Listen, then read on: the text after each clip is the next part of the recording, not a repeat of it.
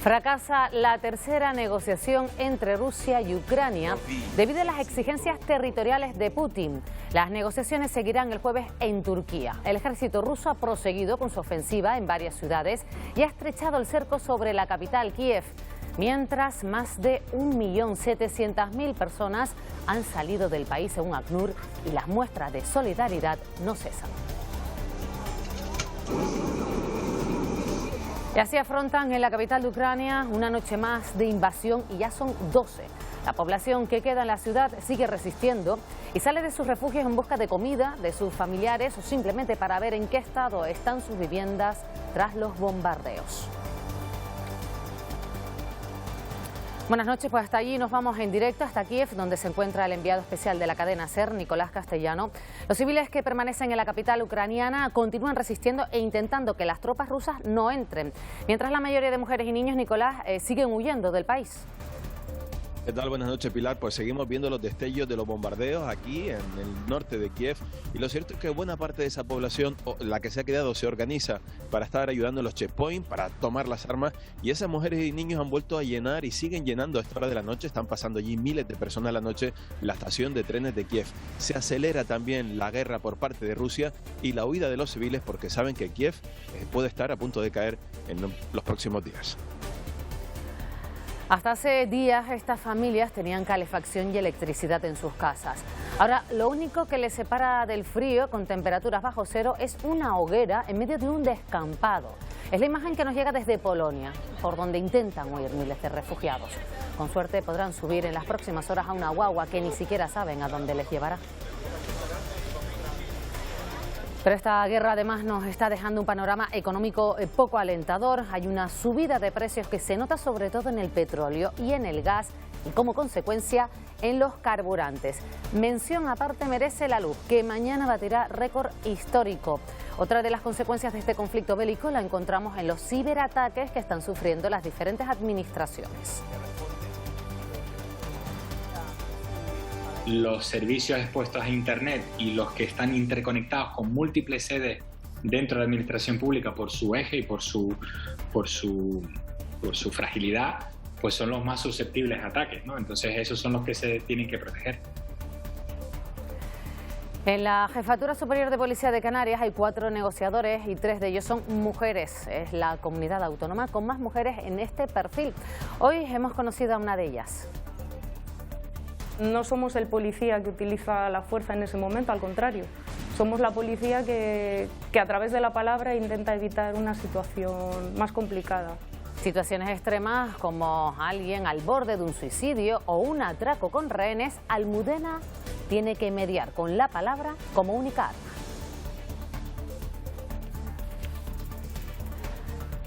Acaba de empezar la primavera meteorológica y en el Parque Nacional de Garajona y en La Gomera nos hemos encontrado con esta imagen, la del tajinaste azul, un endemismo que se ha logrado recuperar, pero también hemos disfrutado del intenso amarillo de las flores de los cejarrones. En unos minutos nos damos un paseo por este emblemático lugar y se lo mostramos.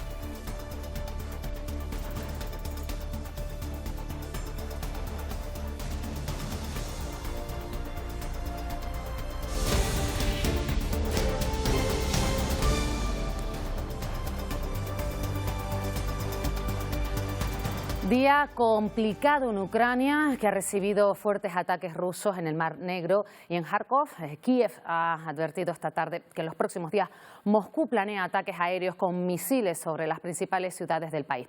En lo diplomático, hoy se ha celebrado la tercera ronda de negociaciones entre las delegaciones de los dos países que se han saldado con ligeros avances a la hora de mejorar la logística de los corredores humanitarios. Son imágenes de Kharkov, completamente reducida a escombros por el asedio ruso. En las últimas horas, Rusia ha intensificado la ofensiva en este punto del norte del país y en el Mar Negro, cerca de Odessa, donde la gente huye con lo que puede. También está mal la situación en Kiev, donde los tanques rusos siguen de camino a la capital. Dentro de Kiev, los soldados ucranianos resisten como pueden. Están siendo ayudados por voluntarios llegados desde todos los puntos del planeta, como este joven mexicano y este británico que les enseña a utilizar armas antitanque. Todo en un día en el que Moscú ha propuesto la reapertura de corredores humanitarios, pero la mayor parte de ellos dirigidos a Rusia y Bielorrusia, y con la acusación por parte de Kiev de sabotajes rusos a los corredores. Las diferencias se han limado en la tercera ronda de negociaciones entre Ucrania y Rusia, tras la que Ucrania ha reconocido pequeños avances.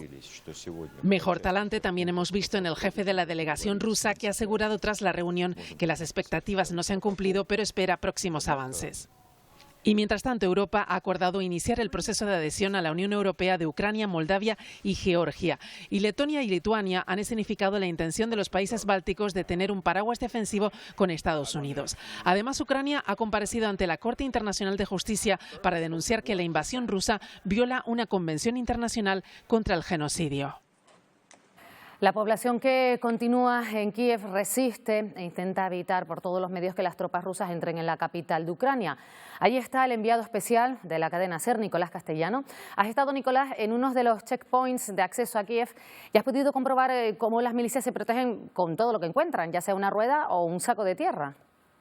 Sí, ese checkpoint va a ser la primera tarjeta de visita, digamos, que den a los rusos cuando lleguen a la capital, porque es cierto que los rusos ya han ocupado las carreteras de Irpin, es decir, ya están ahí a las puertas de Kiev. Ese primer checkpoint está sobre las vías del tranvía, debajo de un puente, con restos de todo tipo de utensilios, y allí hemos conocido las historias de antiguos profesores, de recientes submarinistas en África, en plataformas petrolíferas, o de veteranos de la guerra que se organizan como pueden, eso sí, recibiendo armas recién estrenadas. Hemos visto cómo le quitaban el precinto a alguna de ellas, recién traídas de Alemania y de otros países de la Unión Europea. Mientras los que se quedan resisten, miles de personas, en su mayoría mujeres y niños, intentan escapar de la guerra, ¿no? Algunos mantenían la esperanza de que esta invasión acabara pronto, pero no está siendo así, Nicolás, y el éxodo continúa, ¿no? Exacto, Pilar. Algunas familias aguantaban estos días, pensaban, bueno, Putin parará los bombardeos o la ofensiva no llegará a Kiev. Pero dado la evolución, después de 12 días, esas familias ya se han cansado, el miedo es acuciante aquí, las calles se van vaciando. Ahora vemos el aspecto de Kiev absolutamente apagado. Esas luces que se ven a lo lejos son la de la estación de tren y esas familias se han cansado de esperar, sobre todo tienen miedo, faltan alimentos frescos y algunas de esas historias las hemos visto hoy en la estación de tren a punto de marcharse hacia la frontera europea. El éxodo de civiles ucranianos continúa. En la estación de la capital, Kiev, esperan una salida hacia otras zonas. Es el caso de Luzmila, que quiere llegar con su familia a la parte occidental del país. Cuenta que tenían la esperanza de que acabara todo, pero las cosas son complicadas. Vitaly quiere enviar a su mujer y a sus 2 hijas a Lviv. Él se queda para participar en la lucha armada. Dice que le daría vergüenza sentarse en un tren con mujeres y niños. Son parte del lado humano de esta invasión, rostros que dan nombre a los cerca de casi 2 millones de personas que ya han abandonado el país. Muchos de ellos abandonan Ucrania a través de Polonia, a las fronteras. Llegan miles de refugiados. Un equipo de esta casa está siendo testigo directo de este drama y nos lo cuenta así. Cae la leña y recuerdas que estás en mitad de un descampado, justo en la frontera entre la guerra y el miedo. Y en ese lugar vemos que casi todo se vuelve a un estado básico, primitivo, donde el frío se combate así, con troncos de madera y con fuego. Hasta no hace mucho, una semana, estas personas vivían con calefacción y electricidad. Ahora, como ha hecho todo el planeta con cualquier guerra, volvemos a la ausencia de casi toda civilización. Y en ese territorio el calor es un bidón y la ceniza, por eso huele a humo, se pega al cuerpo, mucho más que el calor que desprende. Casi es lo único que se puede oler. Ni siquiera la comida deja rastros en el aire. Desaparece su olor, como si la incertidumbre se tragara cualquier rastro de condimento. Se come sin más, sin casi sentir, porque esta es la frontera con un país en guerra, pero es también la frontera de cada una de estas personas con su futuro. Caminan estos últimos metros dejando atrás su país, arrastrando lo que han podido, arrastrando a su gente. My house is under bombings right now. Caían bombas, nos explica esta mujer, y poco más se necesita para entender por qué deja atrás toda una vida. En Madica, la frontera ante el vacío que solo deja miradas perdidas. Las ves sosteniendo un plato de comida que intentan sostener un cuerpo y una voluntad a las que están bombardeando desde hace una semana. Y cuando solo notas el frío y te cuesta sostener la mirada, aparece un niño. Los hay por decenas, cubiertos por unas capas que a su edad en cualquier otro lugar que no sean estas tierras de paso les haría volar en círculos por patios y pasillos como superhéroes de barrio. Pero los héroes también tienen que coger fuerza y dejar la capa por un tiempo. Aquí los pasillos son estas filas enormes, columnas de espera, esperando una guagua que muchos ni siquiera saben a dónde les va a llevar. Y mientras todos huyen, alguien pasa. Este voluntario inglés se une a las milicias ucranianas. Apenas nos grita que va a la guerra y se va. Se marcha porque siempre hay un infierno para quien cree en la gloria. Esta invasión ha convertido a un grupo de turistas en refugiados de guerra. Son los ucranianos que estaban de vacaciones en Canarias cuando Putin invadió su país. Al menos 193 turistas de Ucrania estaban de vacaciones en Canarias cuando empezó la invasión rusa, la mayoría en Tenerife. 23 tenían su billete de vuelta a casa este martes, pero ante la imposibilidad de retornar a su país en guerra, buscan alternativas. Probablemente se conseguiría el apoyo de instalaciones hoteleras o incluso de turismo vacacional, porque muchos vienen de ese sector, y podrían solucionarse esta situación, al menos durante este mes de marzo, a la espera de ver cuál es la decisión que toma el Gobierno de España. La delegación del Gobierno en Canarias se ha reunido con el Ministerio de Migraciones para buscar esas soluciones. España aún no ha establecido un plan de distribución de refugiados. Se tendrá en cuenta si tienen familiares en algunas comunidades del país. El Gobierno de Canarias ha anunciado que está dispuesto a participar, pero recalca que los recursos de acogida están volcados en los casi 3.000 menores migrantes que han llegado a Canarias en patera. El alumnado de la Universidad de Mayores de Las Palmas de Gran Canaria se ha manifestado en contra de la invasión de Ucrania. Con un manifiesto han expresado su repulsa contra la guerra y han finalizado el homenaje con un minuto de silencio seguido por el himno de Ucrania. Y los 350 estudiantes que han venido hoy a los programas de mayores estaban con el pueblo ucraniano queriendo manifestar que estamos absolutamente en contra, nuestra absoluta repulsa a la invasión de Rusia a Ucrania y exigiendo que esa invasión acabe ya. Un pacto de renta ha sido la propuesta del presidente del Gobierno, Pedro Sánchez, para dotar de estabilidad económica al país en los próximos meses. Una medida que no ve con buenos ojos el sector empresarial, que prefiere hablar de reforma y productividad antes que de salarios. Los sindicatos, por su parte, no quieren que sean los trabajadores quienes paguen la factura de la guerra a costa de sus sueldos. Nosotros lo que queremos es garantizar el poder adquisitivo de los trabajadores y las trabajadoras durante los años de vigencia del acuerdo. Los salarios no pueden ser los paganos de una guerra, de una invasión y de sus consecuencias económicas. No somos capaces, no seríamos capaces de afrontar un incremento de coste salarial para arreglar la situación de inflación. Me parece muy simple, ¿no?, hablar de topar los dividendos. Cuidado con estos planteamientos. El Gobierno analiza los efectos de esta invasión en la economía canaria. Las dos grandes preocupaciones son la inflación y el turismo. También han alertado de ciberataques a las administraciones públicas. Reunión del Consejo Asesor del Presidente. Sobre la mesa, el impacto económico en las islas de la invasión rusa a Ucrania. Los sindicatos reclaman una subida salarial acorde a la inflación. Tendríamos que fijar una cláusula de revisión para la no pérdida de poder adquisitivo. Solicitamos a las administraciones que se mantengan o se dispongan otras medidas de amparo para la población que así lo necesite. Las patronales piden que no se suban impuestos y que se aborde el incremento de precios. La inflación es el principal motivo de preocupación porque ya lo era antes de la guerra y ahora lo es muchísimo más, en la medida en que Rusia es un gran productor de petróleo y de gas. Y vamos a pedir que se relajen las reglas fiscales, pero que no solo se relajen para las administraciones públicas, que también se relajen para las familias y las empresas que lo van a necesitar. El Gobierno cuenta con un informe que describe 3 escenarios. Alerta de la subida de los costes de la energía, el desabastecimiento, los efectos en la conectividad aérea o la inflación. En el peor escenario, los precios podrían crecer por encima del 10%. Y culmina ese informe diciendo que si se interrumpe, por ejemplo, la distribución de gas de Rusia a Europa, la afección sería descabellada, es la palabra que se traslada. El Gobierno ha tomado medidas para protegerse ante el aumento de ciberataques procedentes de Rusia a las administraciones públicas, aunque también se han producido a las empresas canarias. Como les decimos, una de las consecuencias de esta guerra es la subida de precios. Sube el petróleo, el gas y con ellos los carburantes y también el recibo de la luz, que mañana batirá récord histórico. Nos enfrentamos a un escenario de precios altos y eso se traduce en un impacto en el crecimiento de nuestro país.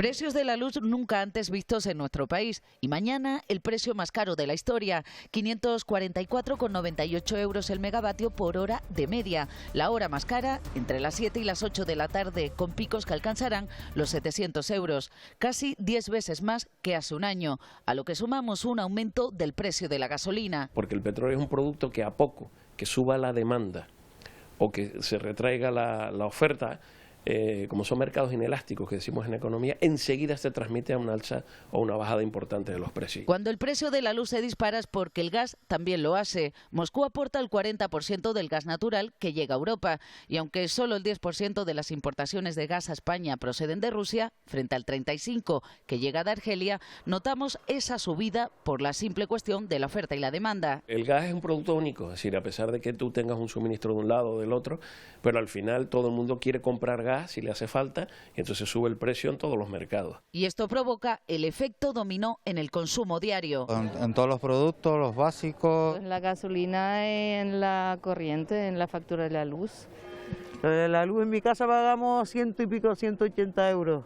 Lo notaremos sobre todo en los cereales. Rusia es el primer país en exportaciones de trigo, mientras que a Ucrania se le conoce como el granero del mundo. Suministra el 35% de todos los cereales que entran en la Unión Europea. Lo acabamos de escuchar, Ucrania y Rusia son los principales países suministradores de cereales de Europa y esto está haciendo que se empiecen a racionar en nuestro país ciertos productos como el aceite de girasol y semillas. Aunque de momento no hay desabastecimiento, como previsión, algunos supermercados solo permiten comprar por cliente 5 litros de este aceite por persona y día. No hay desabastecimiento de este producto, ni pensamos que siquiera lo pueda haber. Lo que sí que en previsión de que pueda existir una demanda un tanto desmesurada en alguno de estos aceites vegetales, pues se ha tratado de tomar alguna medida para evitar sobre todo acaparamiento. Ya lo han visto también, crecen los ataques a los sistemas informáticos, entre ellos al Cabildo de Tenerife, lo que ha provocado que se corten las comunicaciones con servidores de Rusia y Ucrania. Una manera de protegerse de estos ataques que desde que comenzó la guerra se han incrementado. La guerra se libra en muchos frentes y uno de ellos es Internet. Desde el comienzo del conflicto Rusia-Ucrania, los ciberataques al Cabildo Insular de Tenerife se han incrementado. En la semana de que empezó la guerra, pues hemos notado un incremento de esos ciberataques. Esos ciberataques normalmente son realizados por ciberdelincuentes, que son los que básicamente están atacando a Cabildo y a todas las instituciones. Datos sensibles o información confidencial suelen ser el objetivo de estos ciberdelincuentes. Si alguien es capaz de tirar abajo esas comunicaciones o interceptarlas o peor aún, acceder a datos sensibles y modificarlos, pues imaginaros lo que nos puede afectar al ciudadano a pie. El acceso a este contenido no autorizado puede tener efectos nocivos en muchos sentidos. Es decir, que puede parar un país el hecho de poder pues, parar unos servidores críticos para el bien funcionamiento del mismo, ¿no? Internet tiene sus cosas buenas, pero también malas. Como todo está tan conectado, pues evidentemente ahora esos ataques se pueden producir de múltiples situaciones y sobre todo de actores que se intentan ahora pues hacer ricos a causa de la guerra. Datos e información hoy son un bien muy preciado, por lo que gobiernos y administraciones deben preservarla. El Gobierno y las dos universidades canarias están realizando un estudio sobre la presencia de gas radón en edificaciones de todo el archipiélago. Estos días se encuentran en El Hierro, donde hemos podido acompañarles a una de las viviendas donde instalarán los medidores. Neus y Claudio visitan una de las casas voluntarias para realizar un estudio sobre la presencia de gas radón en El Hierro. Es muy sencillo, estos dosímetros tienen dentro una lámina de CR39, que es un cristalito donde se quedaría todo, digamos, ese impacto, sería, digamos, el nivel de concentración de radón. Esto tiene que estar 3 meses aquí y después de 3 meses pues se lleva al laboratorio y se mide. El objetivo del Gobierno y las dos universidades de Canarias es elaborar un mapa de riesgo del archipiélago. El radón, digamos, es un gas que en principio es un gas noble, es inerte, en principio no habría problema. Podría generar algún tipo, digamos, de enfermedad pulmonar, ¿vale?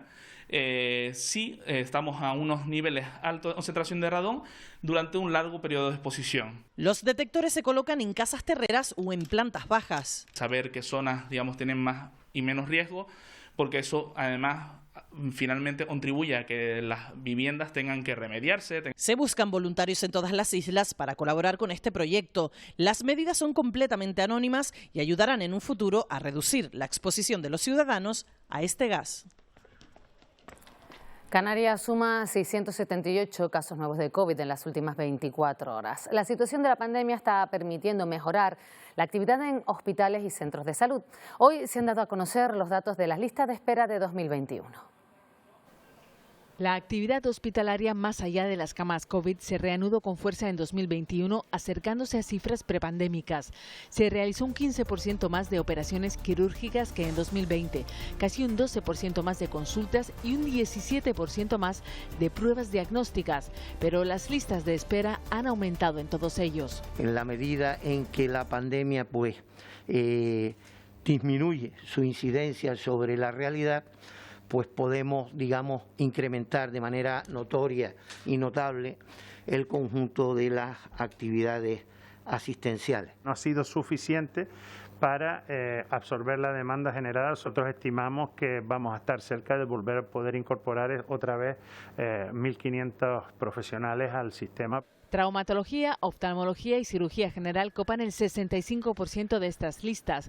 Sin embargo, se reduce la demora media, 6 días menos para una operación y casi 2 semanas menos de espera para acceder a una consulta. Juan Carlos I ha comunicado esta misma tarde su intención de visitar España de manera frecuente. En una carta dirigida a su hijo Felipe VI anunciaba su intención de seguir residiendo en Abu Dhabi. Además, cuando regrese al país el rey emérito no se quedará en los inmuebles de la Casa Real únicamente, irá a Zarzuela para visitar a su familia. ¿Sabías que en Europa el 70% de las horas dedicadas al trabajo doméstico no remunerado recae en las mujeres?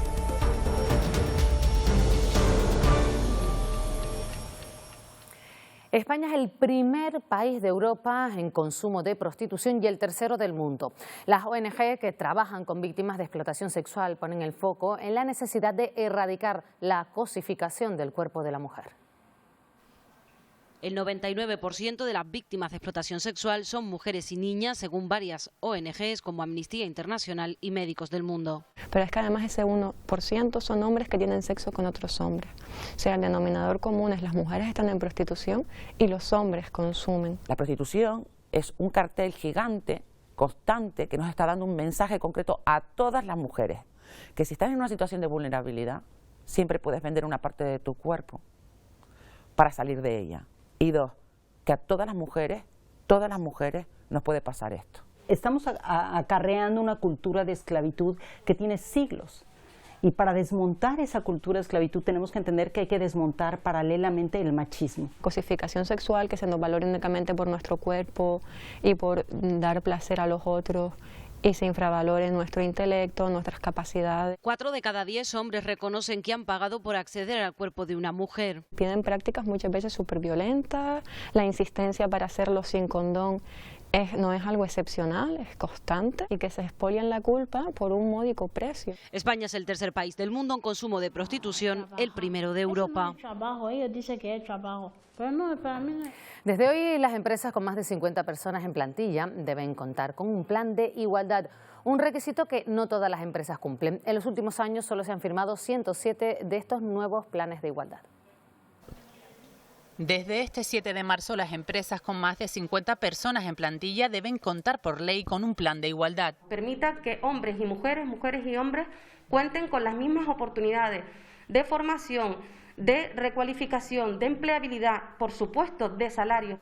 Esta empresa se adelanta a la normativa, cuenta con menos de 50 personas en plantilla, pero ya ha registrado su plan. Hemos añadido, por ejemplo, currículum ciego, sin tener datos personales, simplemente datos curriculares. En Canarias hay casi 1.300 empresas con más de 50 trabajadores. En 2020 se firmaron 34 planes, en 2021 66 y este año 7. La realidad es que las empresas en Canarias no están cumpliendo con la normativa.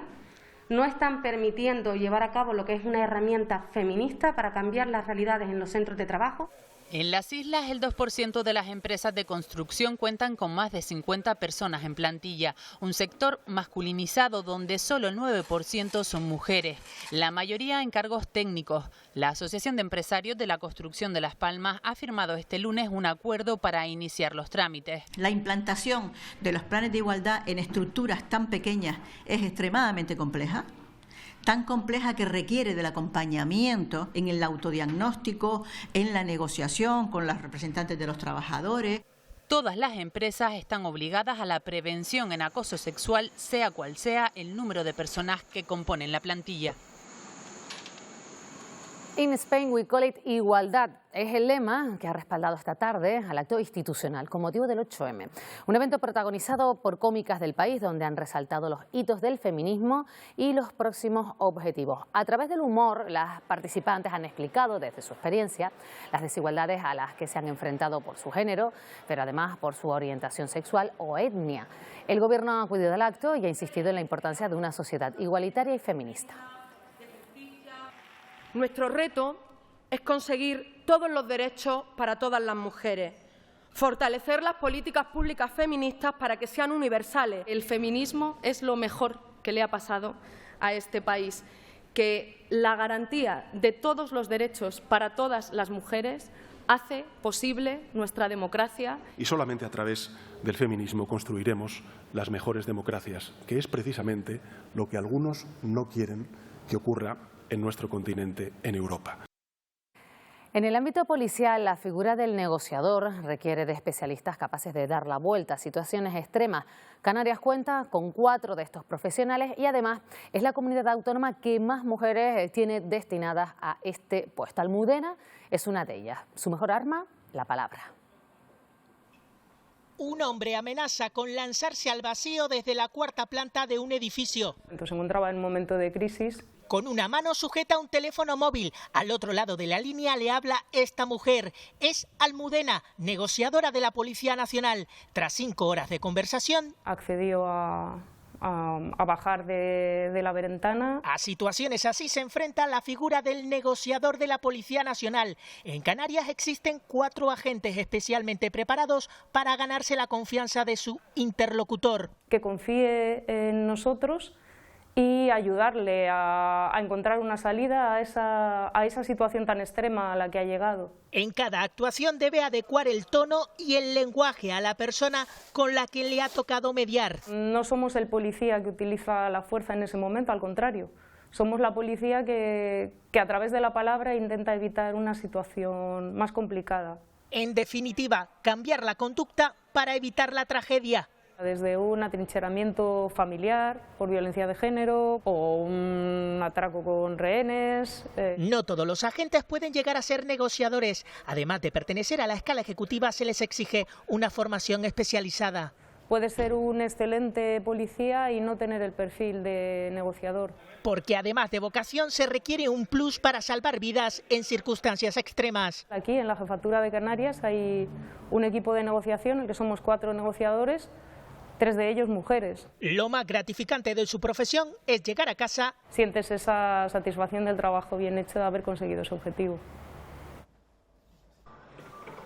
¿Sabías que solo el 6,6% de las personas que ocupan direcciones generales son mujeres?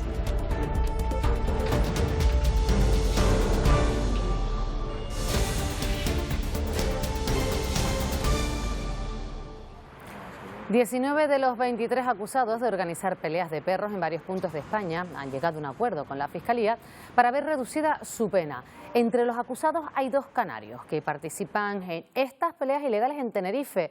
Fue en este campeonato que están viendo, en estas imágenes, ocurrió en una casa en Güímar en 2017, cuando se produjeron las detenciones por parte de la Policía Nacional.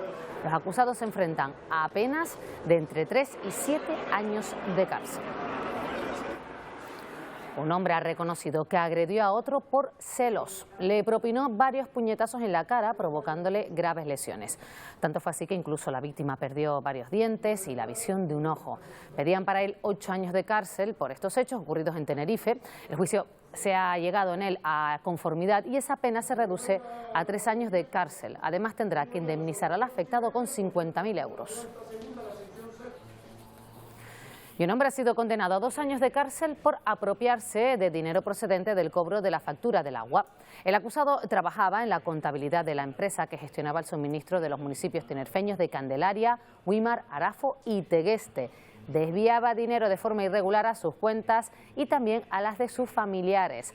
En total hablamos de 244.000 euros que ya ha devuelto a las arcas públicas.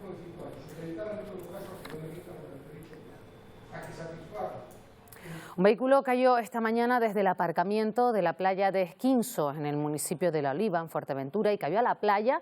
El coche de alquiler ha quedado, como ven, van a verlo, destrozado, aunque no hay que lamentar daños personales, porque el conductor se encontraba fuera. Al parecer no estaba accionado el freno de mano y el vehículo cayó desde el risco.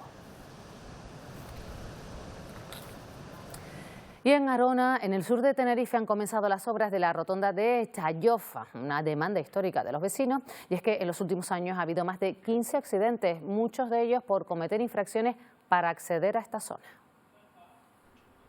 Saltarse esta línea continua es una infracción muy común en el acceso a Chayofa. Para entrar y salir hay que recorrer unos 3,5 kilómetros con la densidad de tráfico que hay en la zona. Es uno de los motivos por los que han comenzado las obras de la rotonda de Chayofa, una demanda histórica de los vecinos. Muy contento porque llevan muchísimos años esperando esta solución al tráfico. Lo que se pretende es hacer una rotonda que pueda generar un tráfico de subida y de bajada y de cambios de dirección para poder entrar al núcleo de Chayofa pues de una manera pues mucho más fluida. Y es que en esta vía circulan diariamente unos 19.000 vehículos. Cerca de este punto se han registrado en los últimos 5 años 17 accidentes, algunos de ellos muy graves. Es un punto en el que la velocidad de los coches pues es alta y la maniobra que hay que hacer para entrar y para salir pues conlleva riesgo sobre todo desde el carril de subida. Se espera que esta obra termine antes de que acabe el año. Hoy se ha celebrado una nueva reunión del Plan Insular de Emergencias de La Palma, EPINPAL, donde, entre otros temas, se ha decidido que algunas zonas, hasta ahora de exclusión, pasen a ser restringidas o que los datos de emisión de gases de La Bombilla y Puerto Naos se puedan seguir por Internet. Los datos que ofrecen las balizas instaladas en zonas como La Bombilla o Puerto Naos podrán seguirse a partir de ahora a través de la web del Cabildo de La Palma. Luego también el INME ya nos dio hoy los datos de cómo están las temperaturas y las posibilidades de que si hay zonas de tubos volcánicos no podríamos pasar. Nos dieron el estudio hoy, pero ese estudio lo tiene ahora que consensuar los técnicos de aquí del Cabildo. Además, algunas zonas hasta ahora en exclusión pasarán a ser restringidas. Sobre todo en los pequeños caminos vecinales, como puede ser el Camino Marta, el Camino Aniceto, el Camino San Isidro. Tras esa reunión del comité asesor se anunció también la posibilidad de visitar las coladas desde puntos concretos. Pero primero con la visita, y siempre lo digo, de los ciudadanos de aquí de La Palma y los vecinos, van a poder visitar las zonas del volcán, las coladas y el cono. Va a haber una serie de puntos que nos ha dado la Consejería de Turismo. La siguiente reunión del comité asesor está prevista para el próximo lunes. También hoy hemos sabido que el Cabildo de La Palma ha acordado nombrar hijo adoptivo de la isla, a quien durante la emergencia volcánica ha estado al frente del comité técnico del PEVOLCA, Miguel Ángel Morcuende, por su enorme dedicación a La Palma durante todos estos años, demostrando una entrega absoluta como responsable de las tareas de emergencia en la isla. Muchos artesanos han tenido que reinventarse debido a la pandemia. Es el caso de la firma Pisaverde, que sin renunciar a sus inspiraciones iniciales, pues están creando sus nuevas creaciones con fibra de troncos de platanera. La pulpa, ¿no? Se la quitamos y solo dejamos el hilito este.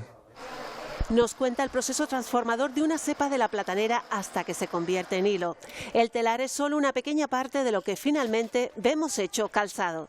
Estamos utilizando ya otros materiales otras materias primas, pero sacadas de aquí mismo, de la isla. Que en vez de ofrecerles cosas a los turistas como souvenirs que no tienen nada que ver con Canarias, ¿no?, pues darle un poco de originalidad, un poco de magia. Inventando su propia máquina para hilar. Pisaverde lleva vistiendo los pies más de 20 años y aunque han dado el salto a otro tipo de creaciones, estos artesanos que utilizan materiales nobles no han cambiado su filosofía inicial. El consumo justo, ¿no?, de decir, bueno, pues la responsabilidad consigo mismo, ¿no?, de decir, bueno, si vivo aquí y lo que hay aquí es tal, y yo como artesano puedo esta materia prima utilizarla, ¿por qué voy a comprarla en otro lado? Inspirados en la naturaleza y coherentes con el medio ambiente, la piel siempre ha sido su identidad. Ahora, con la fibra de plátano, han conseguido darle una segunda vida a lo que sería desecho. 25 años dando la murga. Es la exposición que es un recorrido por la historia de la agrupación lanzaroteña Los Desahuciados. La muestra incluye fotografías, también los 23 disfraces que ha lucido esta murga masculina, que fue fundada en 1977 en el barrio de Valterra, en Arrecife. Todo aquel que lo desee podrá visitar esta exposición hasta el 27 de marzo en la Sociedad Democracia en Arrecife.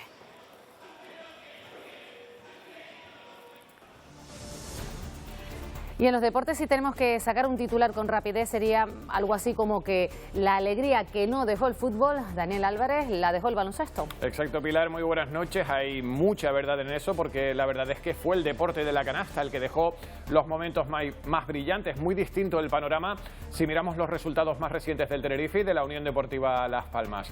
Los blanquiazules frenaron en seco en su ímpetu por optar al ascenso directo frente a un Valladolid con mucha más pegada. Ramis no tardó en recalcar que no hay que olvidar el plan de siempre, estar juntos y partir de la defensa. En cambio, es el ataque el que da problemas a los amarillos. El proyecto García Pimienta sigue sin dar frutos, con una sola victoria con él. Todo lo contrario en ACB, donde ganaron nuestros dos equipos al ritmo que marcaron dos jugadores muy inspirados. En el Lenovo, Huertas, incombustible, se convirtió en el jugador más veterano de la historia de la competición en superar los 31 puntos. Y en el Gran K, John Shurna, sus 5 triples antes del descanso tumbaron al Zaragoza. Y en un momento hablamos también de voleibol, de balonmano y de surf con una actuación de 10, pero de 10 literal, Pilar. Habrá que verla, Dani, estamos contigo en tan solo unos minutos.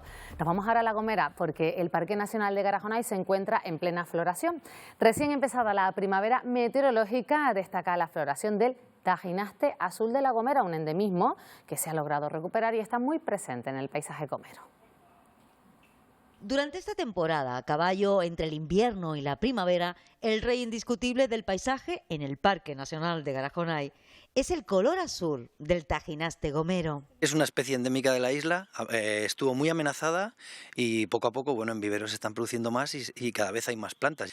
Es alucinante con estos penachos de flores azules, que además es fantástico porque están siempre llenas de abejas, de abejorros, de todo.